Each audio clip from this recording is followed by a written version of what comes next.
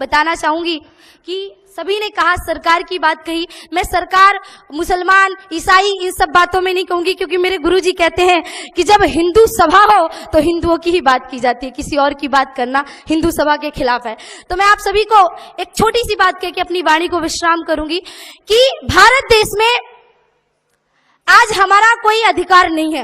हिंद महासागर में डूब के मरने के सिवा कोई चारा नहीं है।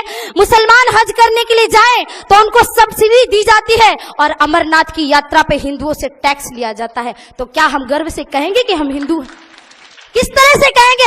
हिंदुओं को आज अपने अधिकार के लिए लड़ना पड़ रहा है।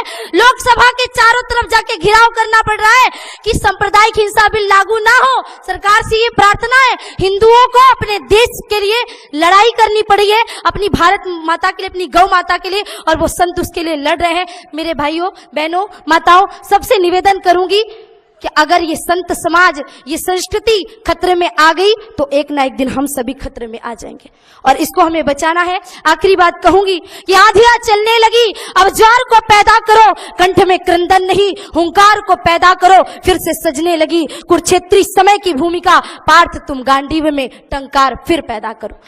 तो एक बार दोनों हाथ सभी ऊपर उठाएंगे और मुट्ठियां बांध के सभी लोग कहेंगे, भारत माता की।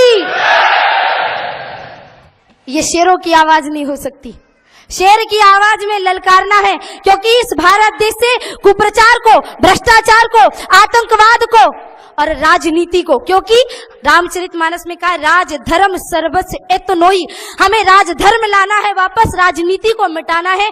इसलिए हिंदुओं की आवाज में बुलंद करके और उन सभी को कहना है कि जो छेड़ेगा हिंदुओं की हस्ती को मिटा डालेंगे हम उसकी हर एक बस्ती को। रहना है तो रहीम रसखान बन के रहो, औरंगजेब बाबर बने तो खाक में मिला देंगे तुम्हारी हर एक हस्ती को। इसलिए दोनों हाथ ऊपर उठा के मुट्ठियां बांध के सभी कहेंगे, भारत माता की, भारत माता की, हिंदू राष्ट्र की, हिंदू धर्म की, संत समाज की। जय जय श्री राम, जय जय श्री राम। आप सभी ने धैर्य से सुना, धन्यवाद। जय श्री राम।